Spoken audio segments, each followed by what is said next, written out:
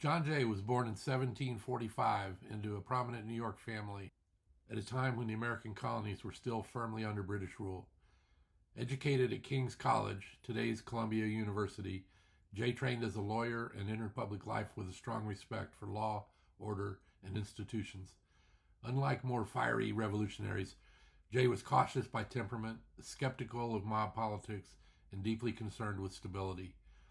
Yet as imperial policies hardened, so did his commitment to American self-government. When the American Revolution began, like most of our founding fathers, Jay emerged as a leading political figure rather than a battlefield commander. He served in the Continental Congress and quickly became known for his seriousness, discipline, and moral gravity. Though initially hopeful for reconciliation with Britain, Jay concluded that independence was unavoidable. During the war, he took one of the most difficult assignments of the Revolution: diplomacy. In 1782, Jay joined Benjamin Franklin and John Adams in negotiating peace with Great Britain. Distrusting French motives and determined to protect American interests, Jay insisted on negotiating directly with the British, a risky move that ultimately paid off.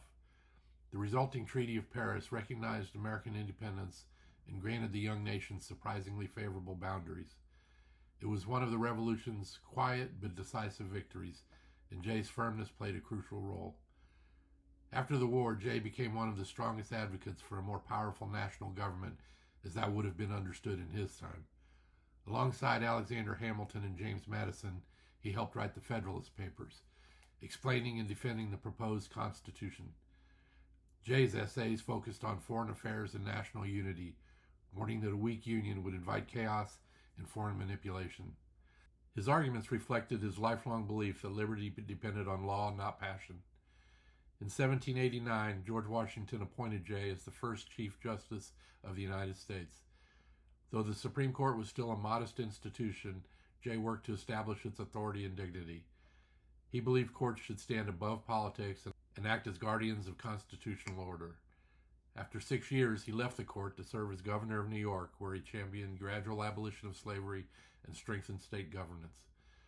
John Jay spent his final years in quiet retirement, watching the fragile republic he helped to build endure its early tests.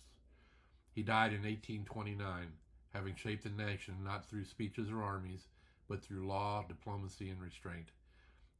In a revolutionary age defined by bold personalities, Jay stood apart, steady, principled, and convinced that the success of the United States depended not just on freedom, but on disciplined self-government.